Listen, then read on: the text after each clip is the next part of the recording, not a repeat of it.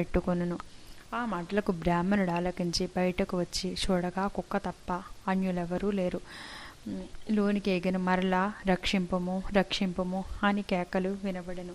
మరలా విప్రుడు బయటకు వచ్చి, ఎవరు నీవు, నీ వృత్తాంతమేమి అని ప్రశ్నించగా, అంత ఆ కుక్క, మహానుభావ, ఈ పుట్టుకకు వెనుక 15 జన్మల ముందు నేను విప్రులనుకునే నేను వ్యభిచారినై అగ్ని సాక్షిగా పెళ్ళాడిన భర్తను చంపి వృద్ధాప్యంలో కుష్ఠురాలనై తనువు చాలించిన తర్వాత యమదూతల వల్ల మహానరక బాధలు అనుభవించి నా పూర్వీకుల పుణ్యఫలము వల్ల ఈ జన్మలో కుక్కనైతిని.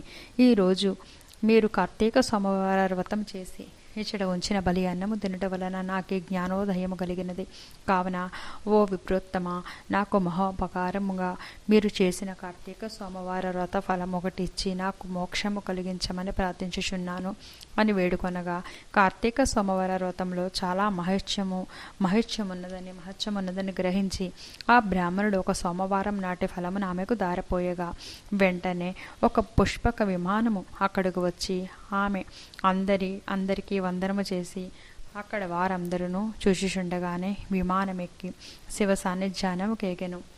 వింటివా జనక మహారాజా, కావున కార్తీక సోమవ్రతం ఆచరించి శివ సాన్నిధ్యాను పొందుమని వశిష్ఠునకు హితబోధ చేసి ఇంకను ఇట్లు చెప్పదొడంగను.